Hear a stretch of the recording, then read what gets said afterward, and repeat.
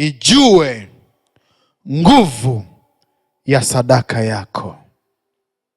Sema amina.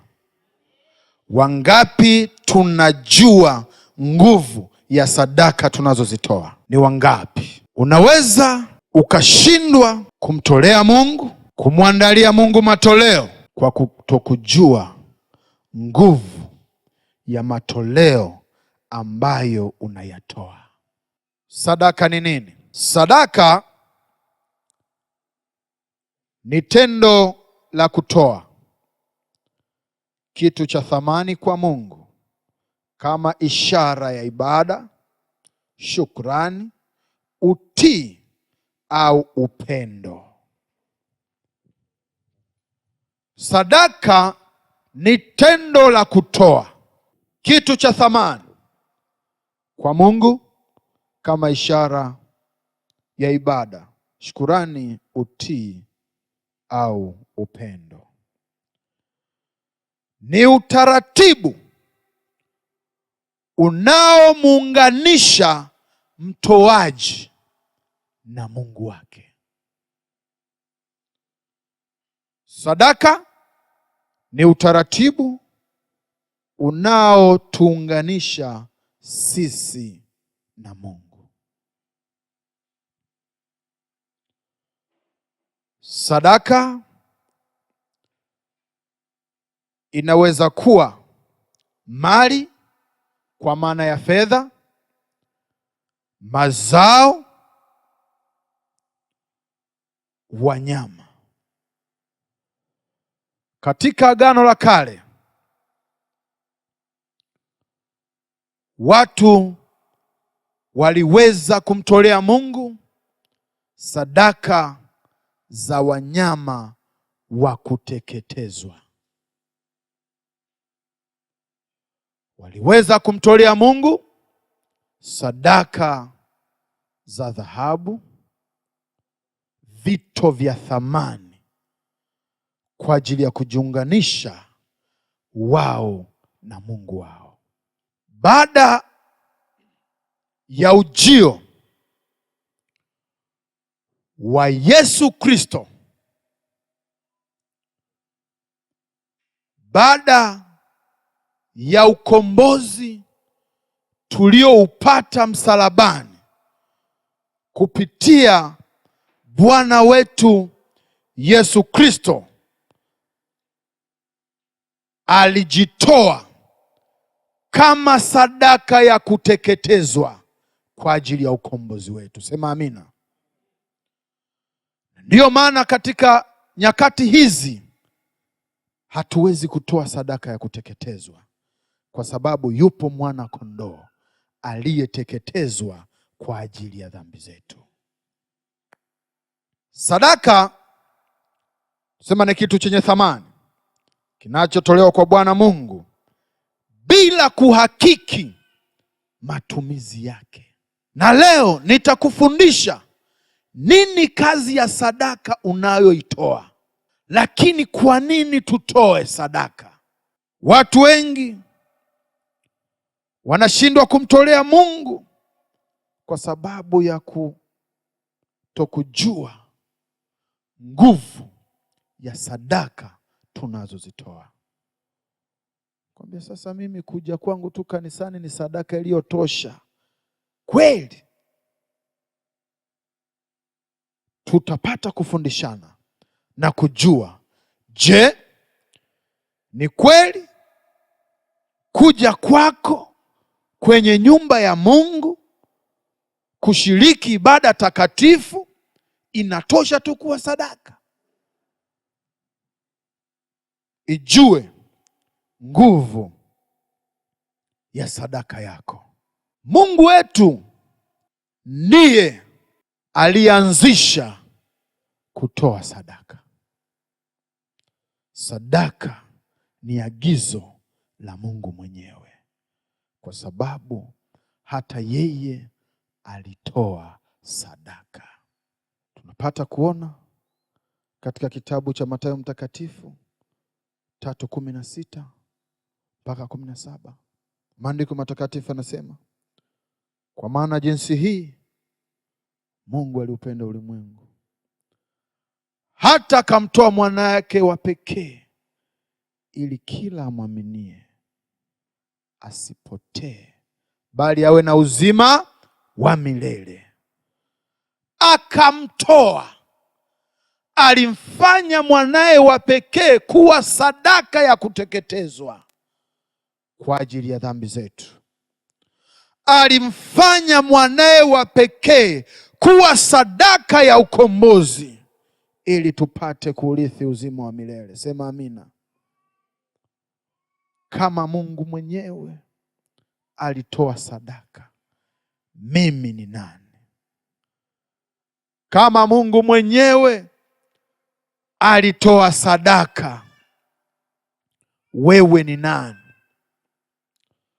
Wakati mwingine tukifundishwa, japo sijapata kuona katika maandiko, kuna wimbo ambao walikuwa na wimba, ila baada sasa ya kusoma maandiko na kuja kugundua tulikuwa tunakosea. Bwana Mungu kaketi katika kiti cha enzi, kakusanya watu 46. Kwamba Mungu aliketi katika kiti cha enzi, akakusanya watu 46 wakakaa.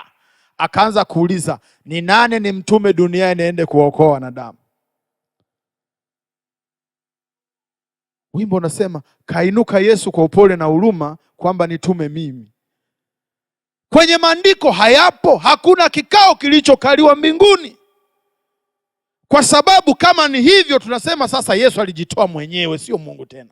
Lakini sadaka aliitoa Mungu.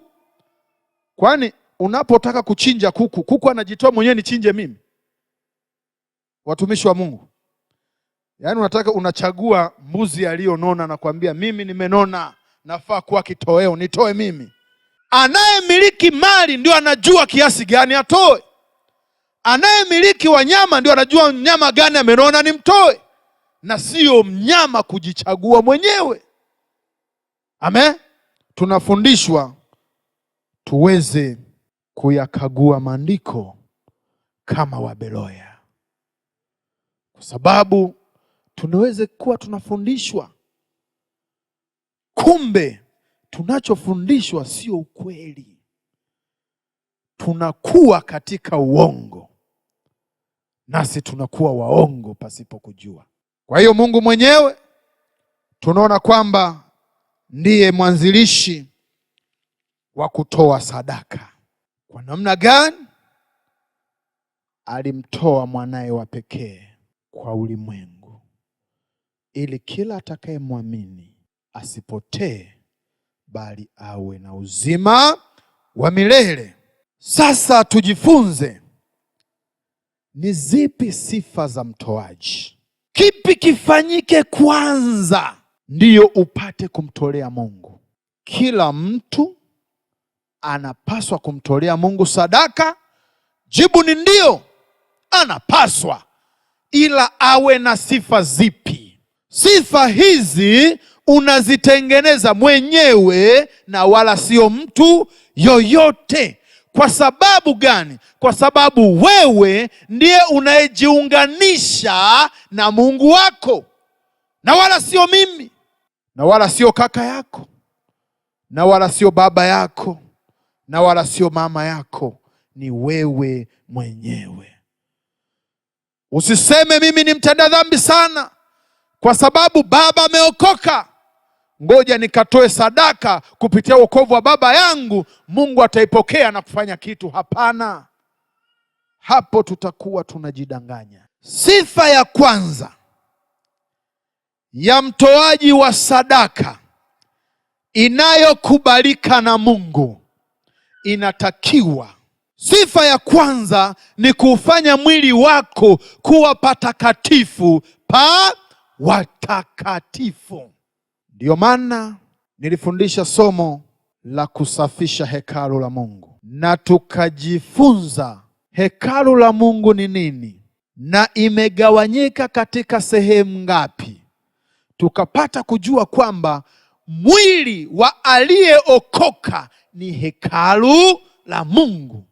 Je, ni takatifu?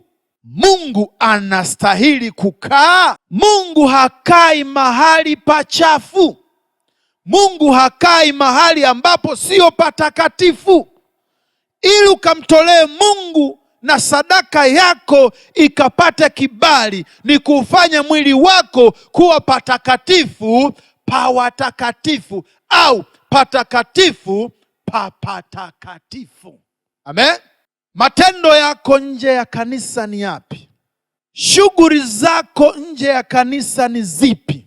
Tabia yako nje ya kanisa ni ipi? Zinaufanya mwili wako kuwa mahali patakatifu? Zinaufanya mwili wako kuwa hekalu takatifu? Tumekuwa tukichafua miili yetu kwa maneno. Tumekuwa tukichafua miili yetu kwa mawazo. Tumekuwa tukichafua miili yetu kwa matendo, kufanya mambo ambayo hayampendezi Mungu. Mwili wangu umefanyika kuwa hekalu takatifu la Mungu. Haleluya. Tunaposema Mungu ashuke, hashuki ila katika hekalu. Hashuki ila katika madhabahu. Mwili wako umefanyika kuwa madhabahu takatifu. Mwili wako umefanyika kuwa hekalu takatifu. Sadaka zetu zinatukosesha baraka kwa sababu ya hekalu la Mungu ambalo ni mwili wetu kutokuwa mahali patakatifu. Kumruhusu Mungu ashuke aseme na mimi kupitia sadaka yangu.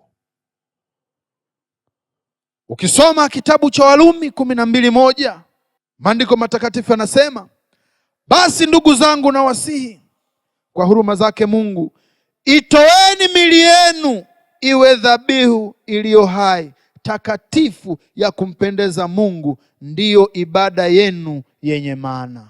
Kumbe kabla ya kupeleka matoleo yetu, tujitoe miili yetu kwanza kuwa dhabihu iliyo hai na takatifu kwa Mungu. Hiyo ndio ibada yenye maana. Je, hekalu lako ni mahali patakatifu ambapo pataruhusu Mungu anene na wewe kupitia sadaka yako? Hilo ni swali ambalo unapaswa kujiuliza mwenyewe. Wewe na roho yako na Mungu wako. Sisi hatujui asilini, bali ni wewe na Mungu wako. Amen. Sifa ya pili ya mtoaji wa sadaka inayokubalika kwa Mungu: kuwa na moyo mkunjufu. Kuwa na moyo mkunjufu. Moyo usio na makunjo. Moyo usio na kinyongo. Moyo usio na maswali mengi. Moyo wa kupenda. Ukisoma kitabu cha Kutoka 25:2, Mungu anamwagiza Musa akawaambie wana wa Israeli wapate kumtolea Mungu sadaka kwa moyo wa kupenda. Na ukisoma Kutoka hiyo sura ya 35, maandiko matakatifu anasema wana wa Israeli walipokea agizo kutoka kwa Mungu kupitia Musa, wakamtolea Mungu kwa moyo wa kupenda. Unatoa sadaka yako kwa Mungu katika madhabahu. Je, moyo wako umependa, ama unatoa ili mradi kama kanuni na taratibu zilizopo makanisani kwamba nikatoe? Utoe kwa moyo wa kupenda. Moyo wa kupenda, hautaanza kuuliza kwani sadaka ninayokwenda kutoa anakula nani? Tunakumbuka mtumishi wa Mungu yule Anania na mke wake Safira, si ndio? Walitoa ila sio kwa moyo wa kupenda. Walipata adhabu gani? Pale alianza Anania, anaulizwa, Bwana hiki ndio? Anakuambia ni kweli kabisa, akafa. Mke hajui maskini ya Mungu kama mmeo amekufa kwa sababu ya kusema uongo. Kufika naye akaulizwa, akajibu vile vile alivyojibu mume wake, naye akadondoka akafa. Kwa nini? Kwa sababu hawakuwa na moyo wa kupenda. Ukiwa na moyo wa kupenda, utatoa sadaka iliyo sahihi mbele za Mungu, na katika sadaka hiyo Mungu lazima ajibu unachomwomba. Sema amen. Ukisoma kitabu cha Wakorinto wa pili sura ya 9 mstari ule wa 7, maandiko matakatifu yanasema, kila mtu na atende kama alivyokusudia moyoni mwake, si kwa huzuni wala si kwa lazima, maana Mungu hupenda yeye atoaye kwa moyo mkunjufu. Kumbe kila mtu atende sawasawa na moyo wake ulivyokusudiwa, sio kwa huzuni, sio kwa hasira, sio kwa kinyongo, sio kwa chuki. Mungu humpenda mtu atoaye kwa moyo mkunjufu. Sifa ya tatu ya mtoaji wa sadaka, ambayo sadaka yake itakubalika mbele za Mungu, ni kuwa na sifa njema inayotokana na matendo yaliyo mema. Matendo yangu ni mema mbele za Mungu. Matendo yangu yanatafsiri sifa njema mbele za Mungu. Matendo mema ni sifa ambayo anapaswa kuwa nayo mtoaji wa sadaka.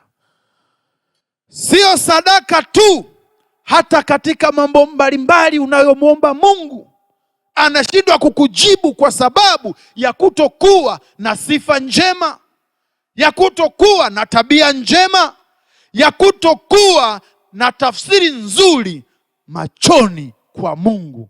Unaweza kuwa na sifa nzuri machoni pa watu, ila usio na sifa nzuri machoni pa Mungu. Wewe unaweza kunificha mimi, ila huwezi kumficha nani? Inaweza kukuona unasaidia maskini, unasaidia yatima, unasaidia wajane, kumbe matendo yako sio mema yanayopata tafsiri nzuri na sifa njema machoni kwa Bwana. Kutafsirika kwa wanadamu sio shida. Kwa Mungu unatafsirika vipi? Kutafsirika kwangu sio shida. Kwa Mungu unatafsirika vipi? Kutafsirika kwa askofu sio shida. Kwa Mungu unatafsirika vipi? Una matendo mema ambayo yatamfanya Mungu ajitabishe kukujibu kupitia sadaka yako. Ni swali ambalo inatakiwa tujiulize. Ukisoma kitabu cha Waebrania 13:15 mpaka 16, ila mimi nitasoma ule mstari wa 15. 16 utamalizia. Maandiko matakatifu yanasema, basi kwa njia yake yeye na tumpe Mungu dhabihu ya sifa daima, yaani tunda la midomo iliyoungamayo jina lake. Tunda la mdomo, tunda la mdomo. Maneno unayotamka kwa ndugu zako, kwa mke wako, kwa mume wako, kwa jamaa zako, kwa watu unaoishi nao, yanakutafsiri kuwa na sifa njema? Yanakutafsiri kuwa na sifa njema? Aliyeona mstari wa 16 unasemaje? Ndiyo. Lakini msisahau kutenda mema na kushirikiana, maana sadaka kama hizi ndio zimpendezazo Mungu. Amen. Sifa na matendo mema. Watu wa Mungu, hizi ndio sifa kuu anazopasa kuwa nazo mtu anayekwenda kumtolea Mungu sadaka inayokubalika. Tunajua kwamba kabla sijapeleka sadaka yangu natakiwa mimi nijitoe sadaka. Kumbe ujitoe sadaka kisha upeleke sadaka. Je, kuja kwangu kanisani ni sadaka tosha? Watumishi wa Mungu, kupitia sifa hizi, kuja tu kwenye nyumba ya Mungu pasi na sadaka ndiyo sifa tosha? Hapana, si ndio? Kwa sababu hiyo umefanya agizo la kwanza la kujitoa sadaka wewe, lakini Mungu anahitaji sadaka ili kukamilisha ibada yako, na sadaka unayoitoa ndio inakuunganisha wewe na nani? Na Mungu wako. Ndio maana Maneno ya Mungu yanatufundisha kama umeleta sadaka yako katika madhabahu, ukigundua kwamba hujapatana na mtu uliyekosana naye, iache hapo, kisha uende ukaseme naye. Hiyo ni sadaka ya kwanza. Ukasemezane naye, lililo moyoni litoke, ili kufanya moyo wako kuwa mkunjufu, ili kufanya moyo wako kuwa wa kupenda. Kisha ndio uje ukabidhi sadaka yako kwa Mungu ili apate kukubariki. Amen. Watu wengi tumekuwa tukitimiza agizo la kwanza, tunashindwa kumaliza lilo agizo la pili la kukamilisha ibada. Agizo la pili la kumalizia unganisho letu na nani? Na Mungu. Mimi kila siku, wiki nzima nahudhuria vipindi kanisani, si sadaka. Hilo ni agizo la kwanza. Au mnataka tuanze kufunga maombi tuseme Mungu bariki sadaka ziongezeke? Yaliyo ya kusema inatakiwa tuyaseme ili tupone, sio tufunge na kuomba. Inatakiwa tufanyeje? Tuseme. Kuna tabia watumishi wa Mungu hazitoki kwa kuomba. Kuna tabia hazitoki kwa kuimba sana. Kuna tabia hazitoki kwa kukesha, zinatoka kwa kusema. Ndio maana Mungu mwenyewe alisema atamkemea alaye. Kwa nini akusema atamuombea alaye? Watumishi wa Mungu, au ni uongo? Ni ukweli ila mchungu, si ndio? Amen. Mungu hufurahishwa na mtu anayetoa sadaka kwa moyo wa kupenda, kama nilivyosema Kutoka 25:2. Waambieni wana wa Israeli kwamba wanitwalie sadaka. Kila mtu ambaye moyo wake wampa kupenda, mtatoa sadaka kwake. Si ndio jamani? Haya ni maneno anayazungumza Musa kwa wana wa Israeli, agizo kutoka kwa Mungu. Anamwambia Musa akawaambie wana wa Israeli wamtolee sadaka kwa moyo wa kupenda, na wana wa Israeli wakatii agizo, wakamtolea Mungu sadaka kwa moyo wa kupenda, kisha wakapata kubarikiwa. Kazi za sadaka zimegawanyika katika maeneo mawili. Kazi ya sadaka imegawanyika katika maeneo mawili. Kuna kazi ya sadaka kiroho na kuna kazi ya sadaka kimwili. Tutapata kujua ni zipi kazi za sadaka kiroho na ni zipi kazi za sadaka kimwili. Kuna watu wanasema, kila siku tunatoa sadaka, anakula. Sasa yeye anakula nini? Unajua anavyojitabisha kwa ajili yako? Unajua magumu anayopitia katika familia yake kwa ajili yako? Wachungaji wamekuwa wakijitoa maisha yao, muda wao, mali zao kwa ajili yetu, alafu mtu anakuambia kwamba natoa sadaka, mchungaji anakula. Sasa ale nini? Tunaangalia kazi za sadaka kiroho. Kazi za sadaka kiroho. Kila mtu amwambie mwanzake, sikiliza kazi za sadaka kiroho. Sikiliza kazi za sadaka kiroho. Mnasema polepole. Wewe unasema polepole, maana yake sio mtoaji. Amen. Hapo ningesema mwambie mwenzako katika ibada hii nakwenda kupokea, sema amina. Ungesema kwa nguvu. Lakini kwa sababu tunagusa utoaji sehemu ambapo moyo unakuwa mgumu, mtu anasema kwa ugumu kwa kasauti kadogo. Sikiliza kiroho. Sikiliza. Kazi ya sadaka kiroho ni kuiweka wakfu madhabahu kwa Mungu. Kwani tunamwomba Mungu mmoja, si ndio? Yesu Kristo si yule yule? Mbona hamwitiki? Yesu Kristo si yule yule? Au wewe unaye mwingine? Ni yule yule, si ndio? Kwani Roho Mtakatifu si yule yule anayeshuka kuduhudumia hapa, si ndio anayeshuka kuhudumia makanisa mengine? Kwa nini madhabahu zinakuwa na majibu tofauti? Kwambia nikienda katika madhabahu hii Mungu anajibu haraka, si ndio? Nikienda katika madhabahu hii nitaomba na kuomba, lakini sijibiwi. Je, madhabahu ile iliwekwa wakfu kwa kutolewa sadaka? Madhabahu ambayo watu wake ni wagumu kutoa sadaka, hata kujibu ni ngumu. Hata kujibu ni ngumu. Kwani madhabahu si ndio mahali ambapo Mungu anashuka kuzungumza na watu wake, si ndio? Sasa kama ametoa agizo la tumtolee Mungu sadaka, anakujaje kwa watu ambao hawamtolei?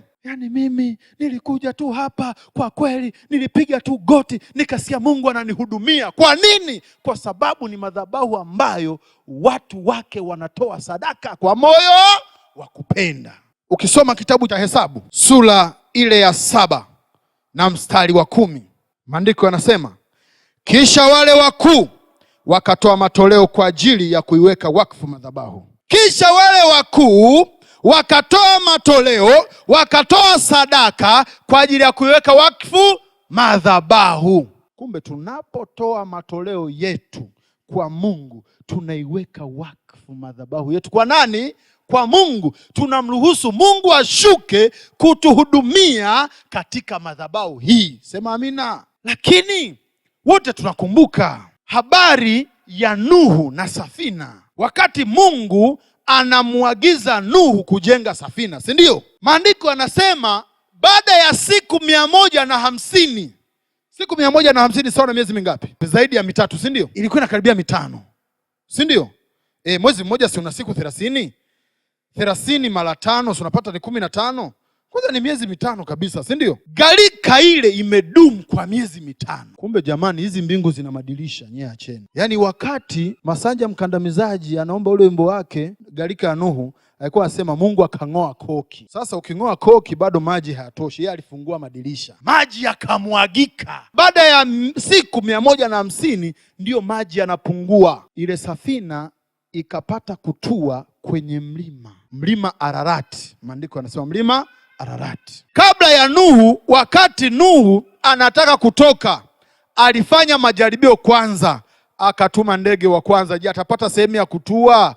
Hakuna. Akarudi, akatuma ndege tena, atapata pa kutua? Hakuna. Lakini baada ya yote hayo, Nuhu alipotoka, alimtengenezea Mungu madhabahu. Alipomtengenezea Mungu madhabahu, akaenda kutoa mnyama aliyenona katika kila kundi la wale waliokuwemo katika safina. Maandiko yanasema Mungu alipoona ule moshi kutoka katika sadaka ya kuteketezwa, akatoa ahadi kwa Nuhu ya kuto kuirani nchi tena. Kumbe Nuhu alitoa sadaka kwa ajili ya kuiweka wakfu madhabahu aliyotengeneza, na kupitia sadaka ile Mungu akaahidi kuto kuirani ile nchi. Si ndio watumishi wa Mungu? Kwa hiyo sadaka huiweka wakfu madhabahu. Kazi ya pili ya sadaka kiroho ni mlango wa baraka. Sadaka tunazozitoa ni mlango wa baraka. Watumishi wa Mungu, Nuhu kuijenga safina, na maandiko hayasemi kwamba kuna mtu alimchangia ubao, kuna mtu alimchangia misumari, kuna mtu alileta nyundo, mwingine akaleta msumeno. Maana yake alijenga kwa gharama zake, si ndio? Lakini baada ya lile na kufanya vile, alijitoa sadaka yeye kama agizo la kwanza, ili kukamilisha kile alichokifanya Nuhu. Akajenga madhabahu, kisha akaiweka wakfu kwa Mungu. Kupitia lile ndipo Mungu alisema. Kwani Mungu alishindwa kusema kabla ya Nuhu kutoa sadaka? Hapana, angesema. Lakini alisubiri Nuhu atimize agizo la pili ambalo litakamilisha misheni ya Mungu. Akatoa sadaka.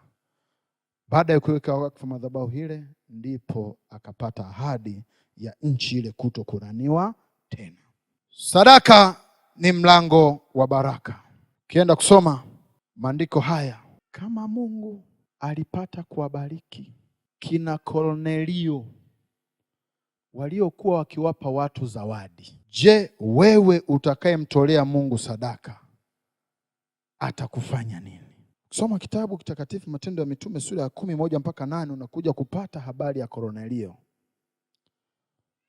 Sadaka, matoleo yale tunasema ni zawadi. Hakutoa sadaka, alitoa zawadi, si ndio? Kwa watu wale yalifanya Mungu kumkumbuka, na malaika alishuka kwa Kornelio kwa ajili ya kumbariki. Sasa je, wewe utakayetoa sadaka, Mungu atakubariki namna gani? Soma kitabu cha Kutoka 20:24. Maandiko matakatifu yanasema, utanifanyia madhabahu ya udongo, nawe utatoa dhabihu zako juu yake, sadaka za kuteketezwa na sadaka za amani, kondoo zako na ng'ombe zako, kila mahali nitakapotia ukumbusho wa jina langu. hapo ndipo nitakapokujilia na kukubarikia. Hapo ndipo nitakapokujilia na kukubarikia. Kumbe Mungu anatujilia na kutubariki kupitia sadaka zetu, wapendwa. Mungu hutubariki, Mungu hutukumbuka kwa sadaka tunazozitoa. Kazi ya tatu ya sadaka kiroho, hufanya agano na Mungu. Hufanya agano. Ukisoma Matendo ya Mitume sura ya 9:36 mpaka 41 unapata habari ya Dorcas au Tabita, si ndio? Alikuwa akitoa zawadi ya nguo kwa wajane, ambapo sadaka zile zilikuja kumfufua. Kumbe sadaka tunazozitoa zinafufua yale yaliyokufa katika maisha yetu. Sema amina. Sadaka zetu zinafufua mipango iliyokufa, zinafufua mipango iliyofifia. Kwa nini? Kwa sababu zinaweka agano na Mungu wetu. Kilichokufa katika maisha yako kikafufuke kupitia sadaka yako. Sema amina. Dorcas alifufuliwa. Kila aliyepokea zawadi kutoka kwake alilia na Mungu akasikia jibu kwa kumfufua Dorcas. Soma kitabu cha Zaburi 50 mstari wa 5. Maandiko matakatifu yanasema, nikusanyeni wacha Mungu wangu waliofanya agano nami kwa dhabihu. Nikusanyeni wacha Mungu wangu waliofanya agano nami kwa dhabihu, waliofanya agano nami kwa sadaka, waliofanya agano nami kwa matoleo. Mungu anahitaji wakusanywe hao, ana jambo nao. Sasa Mungu ashuke atukusanye. Ni wangapi tutakusanywa ili tukapate kutendewa ahadi kwa agano tuliloliweka naye kupitia sadaka yetu? Ni wangapi tutakusanyika? Kuna watu hata sauti hawatoisikia. Kwa nini? Pengine wamekuwa watoaji lakini sio kwa moyo wa kupenda. Wamekuwa watoaji lakini hekalu lao ni chafu. Wamekuwa watoaji lakini wana mambo mengi mengi.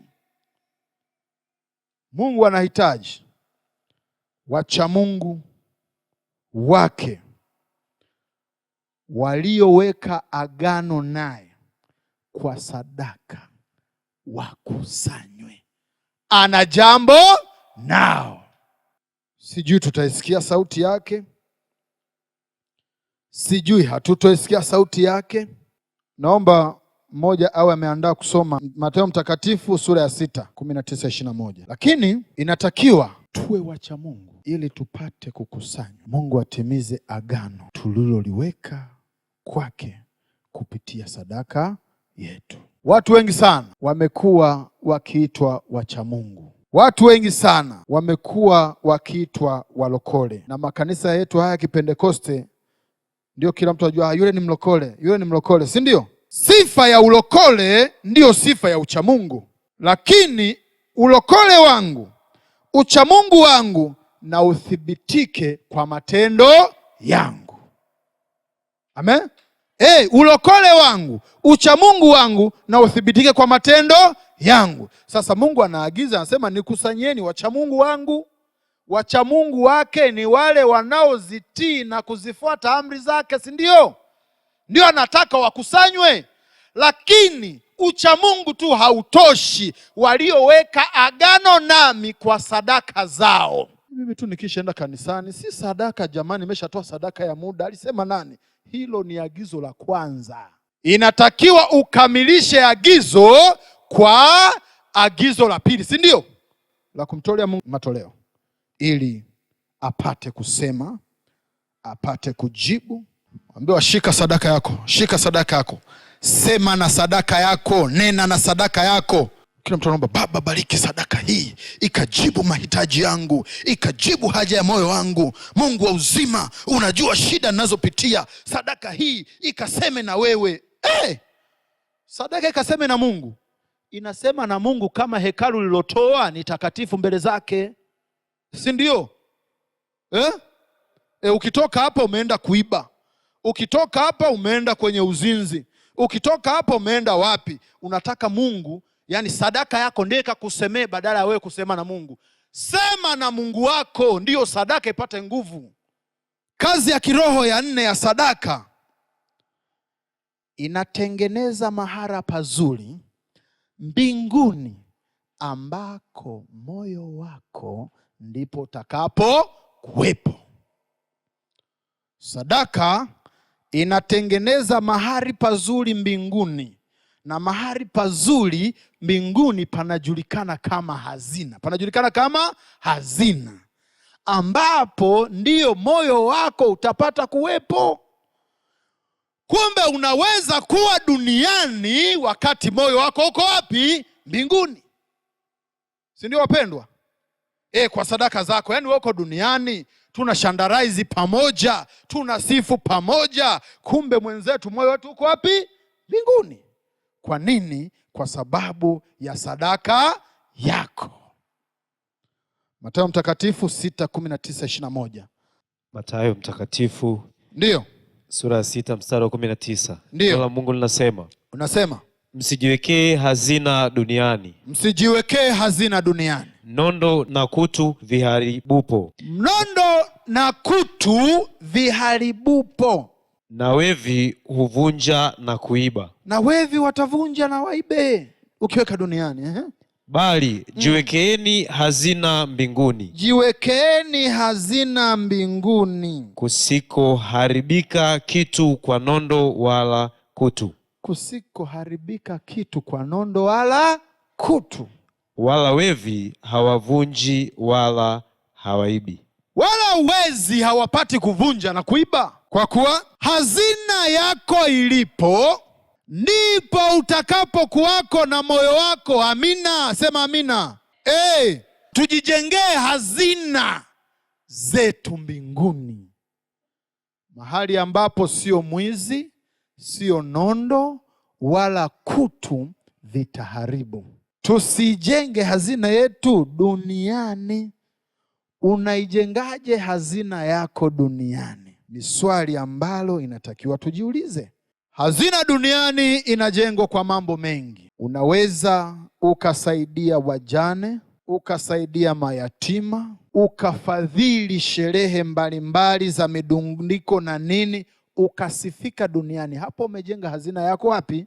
Duniani. Lakini unapo sapoti huduma za Mungu kufika mbali, kufika kwa watu ambao walikuwa hawajui wakajua, wengi wakaokoka wakamjua Mungu, na ukatoa sadaka yako kwenye madhabahu ya Mungu, hapo ndipo unajijengea hazina yako mbinguni, ambako moyo wako utakuwepo.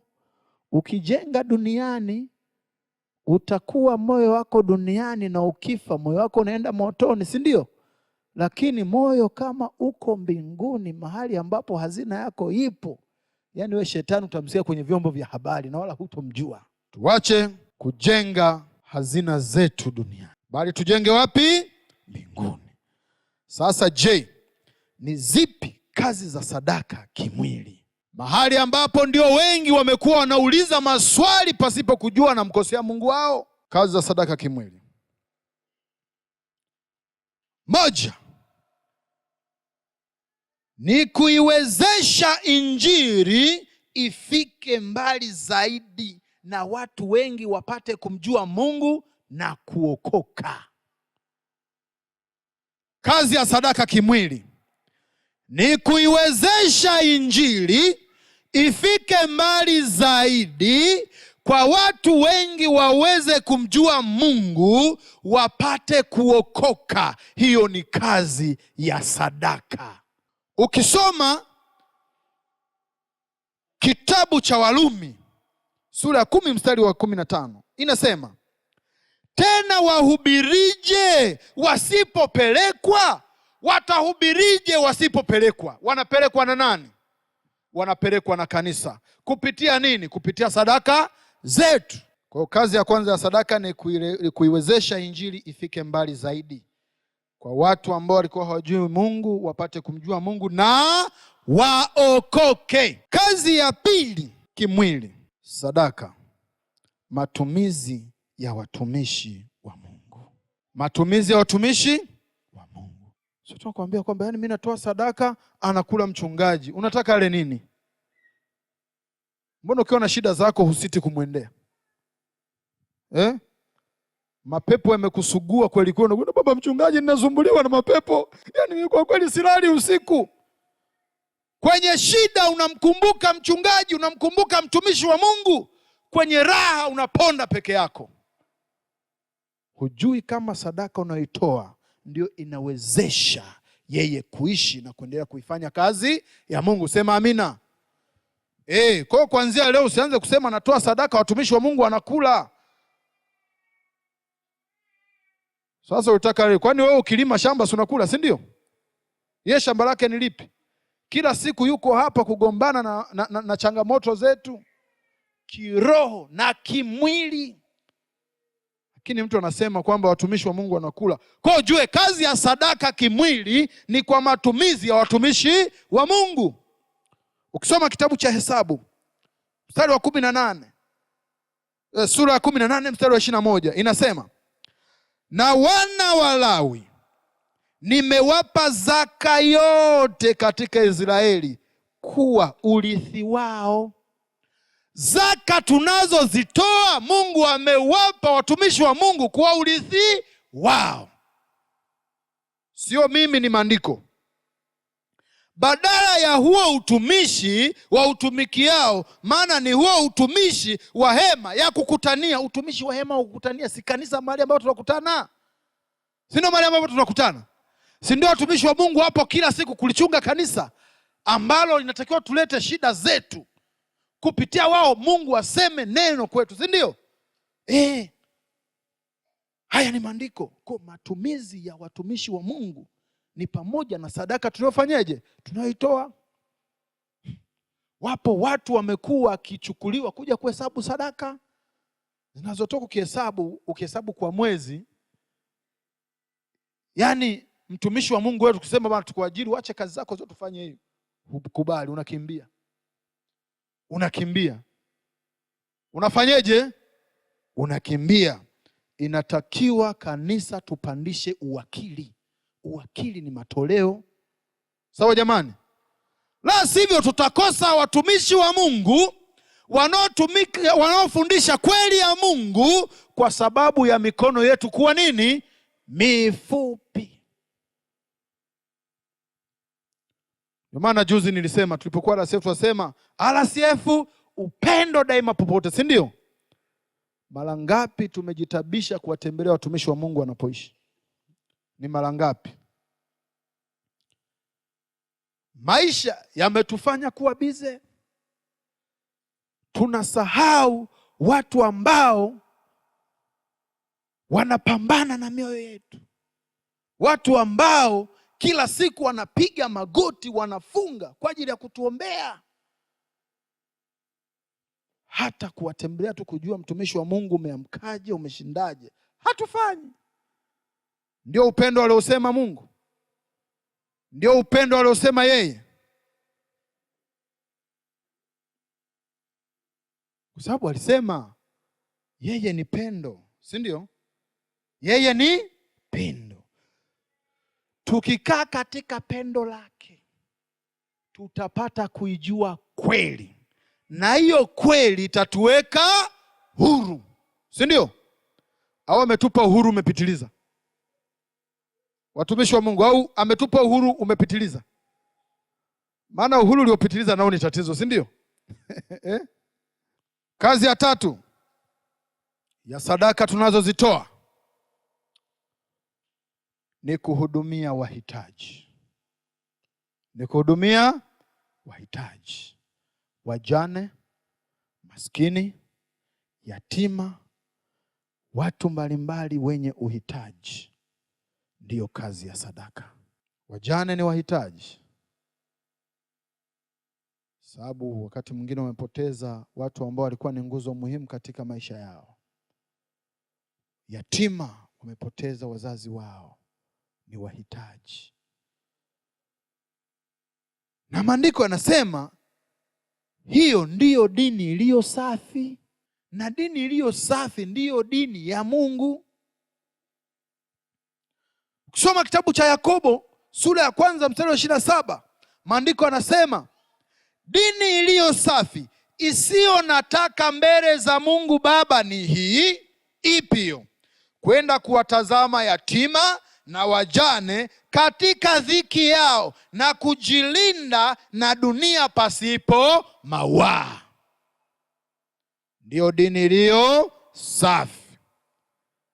Ni ipi hiyo? Ni hiyo isiyo nataka mbele za Mungu Baba, si ndio? Ambayo watu wao watakwenda kuwatazama wajane, watakwenda kuwatazama mayatima katika dhiki yao. Maana katika dhiki yao ni kuwapelekea kile wanachohitaji, si ndio?